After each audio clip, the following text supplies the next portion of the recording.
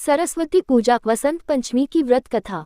यदि आप मेरी चैनल में नए हो तो मेरी चैनल को सब्सक्राइब करें, शेयर करें और लाइक करें।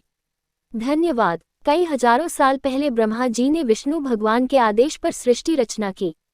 उस समय उन्होंने सभी तरह के जीव जंतुओं के साथ ही मनुष्यों को भी बनाया। सृष्टि की रचना के बाद ब्रह्मा जी धरती पर आकर भ्रमण करने लगे। तब उन्होंने देखा कि हर तरफ शांति है और किसी तरह की ध्वनि नहीं है। ये सब देखकर वो अपनी रचना से संतुष्ट नहीं हुए। फिर उन्होंने अपने कमंडल से जल लेकर जमीन पर छिड़क दिया। जल के छिड़कने के बाद धरती में कंपन हुआ और धरती से 4 हाथों वाली सुंदर देवी प्रकट हुई।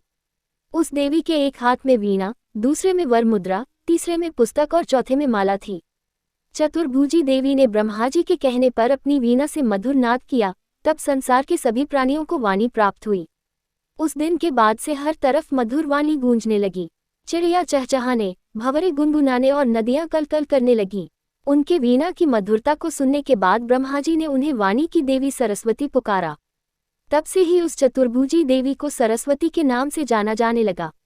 माँ सरस्वती देवी माघ मास के शुक्ल पक्ष की पंचमी के दिन प्रकट हुई थी, जिसे वसंत पंचमी कहा जाता है।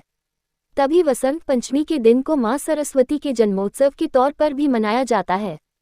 पुराणों के मुताबिक भगवान श्री कृष्ण ने माता सरस्वती से प्रसन्न होकर उन्हें यह वरदान दिया था कि भक्तों द्वारा वसंत पंचमी के दिन उनकी पूजा आराधना की जाएगी।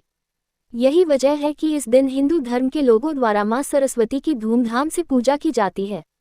माँ सरस्वती को शारदा, भगवती, वीणावादिनी, वाग्देवी और बागीश्वरी आदि नामों से भी जाना व पूजा जाता है।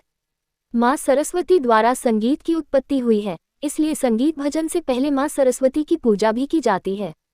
कहानी से सीख। इस कहानी से यह सीख मिलती है कि जब तक अपने काम से संतुष्टि न मिले तब तक उसे बेहतर करने की कोशिश करते रहना चाहिए।